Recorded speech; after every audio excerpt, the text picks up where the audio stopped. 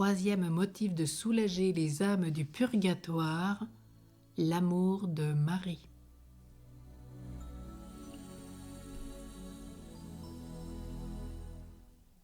Elle console les âmes du purgatoire. Marie ne se contente pas d'encourager et de consoler ses chers enfants de la terre, elle est aussi la consolatrice de ceux que la justice et l'amour retiennent dans le lieu de l'expiation. Quelle mère, voyant son enfant tomber dans un brasier ardent et pouvant le secourir, ne volerait pas soudain à son secours? Et Marie, la plus aimante des mères, resterait insensible aux tortures de ses enfants submergés dans les flammes expiatrices de la divine justice? Oh, non, 1000 fois non. Pleine de compassion pour eux, elle s'occupe sans cesse de les soulager. Il n'y a pas de peine dans cette sombre prison qu'elle n'adoucisse. Il n'y a pas d'heure pendant laquelle elle ne verse sur ce feu purificateur une pluie rafraîchissante. Oh, comme Marie est bonne, s'écrie saint Vincent Ferrier, pour ces âmes captives qui gémissent dans le purgatoire. Par son entremise, elles sont à chaque instant soulagées et secourues. La Sainte Vierge dit à sainte Brigitte de Suède: « Je suis la mère de tous ceux qui sont au purgatoire, et toutes les peines qui sont infligées aux morts pour l'expiation de leurs fautes sont allégées par mes prières. » Heureux sont les vrais enfants de Marie. Sa protection ne les accompagne pas seulement en ce monde, mais elle va aller chercher pour consoler leur misère invisible, impalpable, qu'on pourrait appeler misère d'outre-tombe. Que cette pensée est douce et consolante. Oh, qu'il est agréable d'espérer l'assistance de la Sainte Vierge à notre heure dernière, de savoir qu'elle viendra nous visiter et nous consoler, si malheureusement nous tombons dans l'abîme du purgatoire. Quel puissant motif de l'aimer tendrement en ce monde. Ô Marie, Mère de la miséricorde, consolatrice des affligés, préservez-nous, délivrez-nous du purgatoire. Et Marie les délivre. La très sainte Vierge ne se borne pas à visiter, à soulager les âmes captives, elle les délivre par son intercession. Pour hâter la fin de leur peine, elle inspire aux vivants de les aider de leur suffrage. Elle supplie son divin Fils de les admettre dans le séjour de la paix. Or, ce que Marie demande, elle l'obtient toujours. Aussi, combien d'âmes oubliées ou insuffisamment secourues gémiraient pendant des siècles dans ce lieu d'indicibles tourments, si la Vierge clémente ne hâtait l'heure de leur délivrance. Combien s'envolent dans le ciel sur les ailes de son amour, surtout lorsque l'Église célèbre ses touchantes solennités. Gerson assurait que le jour où elle monta au paradis, une multitude d'âmes qui étaient en purgatoire furent délivrées par son intercession. Saint Louis-Marie Grignon de Montfort lui affirmait qu'à ce moment-là, la joie dans le ciel augmenta de moitié. C'est aussi une pieuse croyance que tous les samedis et les jours de ces fêtes, cette bonne mère descend dans le lieu de la justice divine pour en retirer un grand nombre de prisonnières dont elle a obtenu la grâce, heureuse d'emmener ses enfants avec elle, pour les associer au bonheur de sa famille du ciel.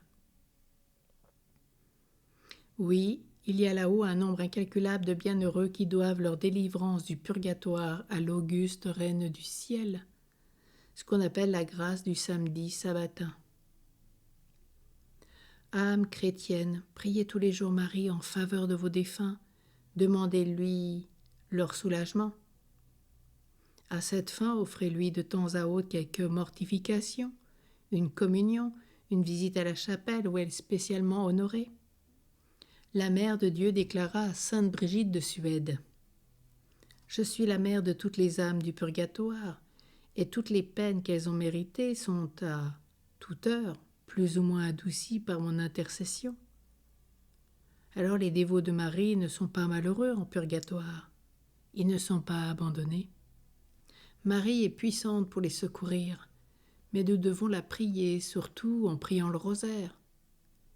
Saint Alphonse de Liguori disait « Si nous désirons secourir efficacement les âmes du purgatoire, nous devons toujours les recommander dans nos prières à la Très Sainte Vierge, et surtout offrir pour elles le chapelet ou le rosaire, par lequel elles sont soulagées.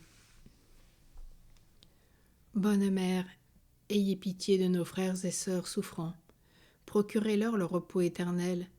Souvenez-vous qu'ils sont vos enfants et que vous êtes toujours leur mère. » Une sainte religieuse avait donné quelque temps ses soins à une pauvre fille qui était dans un état déplorable tant par l'âme que par le corps. Après avoir mené une vie scandaleuse, elle avait été frappée d'une maladie honteuse qui la rendait un objet de dégoût et de mépris pour tout le monde. L'infection qu'elle répandait autour d'elle était telle que ses voisines l'avaient contrainte de chercher un gîte dans une vieille masure isolée. Son caractère était si acariâtre que seule notre religieuse, surmontant le dégoût qu'elle lui inspirait, venait comme un ange du ciel lui apporter de quoi supporter sa malheureuse existence. Toutefois, ses services n'étaient payés que par des injures. Lorsque la sœur lui parlait de Dieu, cette créature ne répondait que par des blasphèmes. Un jour survint une crise épouvantable et l'infortunée malade mourut presque subitement. Sur le point de paraître devant le souverain juge, elle se souvint des miséricordes de Marie qu'elle avait quelquefois invoquées dans sa jeunesse, et elle lui dit « Ô vous qui n'abandonnez pas ce que tout le monde repousse, Mère pleine de tendresse, venez à mon secours. Si vous me délaissez, je suis perdue. » Et Marie vint au secours de la pécheresse, lui inspira des actes de repentir et la préserva de l'enfer. Le lendemain, on trouva le cadavre hideux étendu par terre, et chacun de s'écriait que l'âme était réprouvée. La sœur en était elle-même si convaincue qu'elle l'effaça de son souvenir. Cependant, un jour, celle qu'elle croyait damnée lui apparut par permission de Dieu et lui dit « Vous qui priez pour tout le monde, m'oubliez-vous » ? « Quoi » s'écria la sainte religieuse, « vous en purgatoire ?» La pauvre pécheresse lui raconta un miracle de salut qui s'était opéré en elle à son agonie, la suppliant de prier la Sainte Vierge de la délivrer du purgatoire comme elle l'avait préservée de l'enfer. La sœur pria Marie de tout cœur et bientôt elle apprit par une seconde apparition que ses supplications étaient exaucées, que la bonne mère avait ouvert la porte du ciel à cette âme pénitente. Merci Marie pour votre bonté. Ô Marie, nous vous saluons, ô Reine et Mère de miséricorde, notre vie, notre douceur, notre espérance, non seulement dans cette vallée de larmes, mais aussi dans le lieu d'expiation. Nous vous saluons. Nous crions vers vous, gémissant et pleurant, consolatrice des affligés, pour nos frères souffrants du purgatoire. Tournez vers eux, notre avocate, vos regards miséricordieux, faites-leur voir Jésus, le fruit de vos entrailles.